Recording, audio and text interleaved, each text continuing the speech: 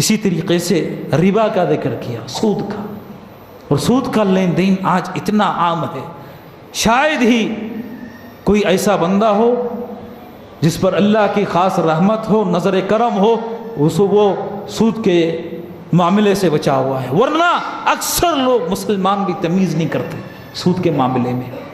سود کی خطرناکی کا آپ اندازہ لگائیں، نبی صلی اللہ علیہ وسلم کی حدیث ہے کہ سود کے 73 سے زیادہ دروازے، سود کے 73 سے زیادہ دروازے ہیں، ادنا سب سے معمولی، سب سے ہلکا، سب سے کمترین گناہ والا جو دروازہ ہے، اللہ کے نبی علیہ السلام نے کہا وہ اتنا گناہ میں بڑا ہوا ہے، اس کی شریعت نے اتنی شدت بیان کی ہے کہ نبی صلی اللہ علیہ وسلم نے کہا کہ جس کا گناہ سب سے زیادہ کم ہے وہ دروازہ سود کا استعمال کرنے والا گویا کہ 36 مرتبہ اپنی ماں سے زنا کر رہا ہے، نعوذ باللہ۔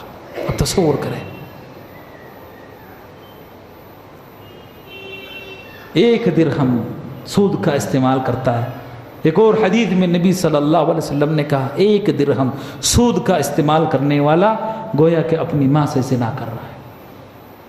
کتنا شدید وعید ہے سود کے لینے پر، سود کے دینے پر، بلکہ اللہ تعالیٰ نے اس کو اللہ اور اس کے رسول کے ساتھ جنگ قرار دیا۔ کون مسلمان ہے جو اللہ اور اس کے رسول کے ساتھ جنگ کی طاقت رکھتا ہے؟ کون مسلمان ہے؟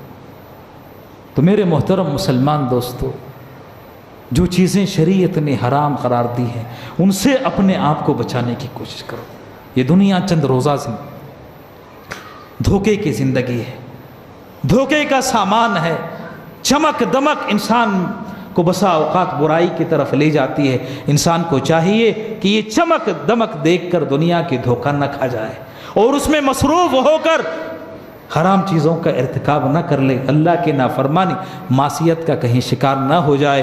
بس انہی باتوں پر میں اکتفا کرتے ہوئے رب کریم سے دعا کرتا ہوں کہ اللہ تعالی ہم تمام مسلمانوں کو نیکیاں بکثرت کرنے کی توفیق عطا فرمائے، اور جو چیزیں اللہ تعالیٰ نے حرام قرار دی ہیں ان چیزوں سے اپنے آپ کو دور رکھنے بچانے کی توفیق عطا فرمائے۔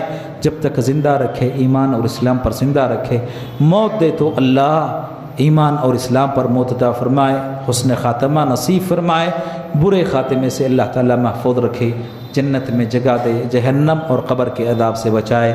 آمین۔ وآخر دعوانا ان الحمد للہ رب العالمین۔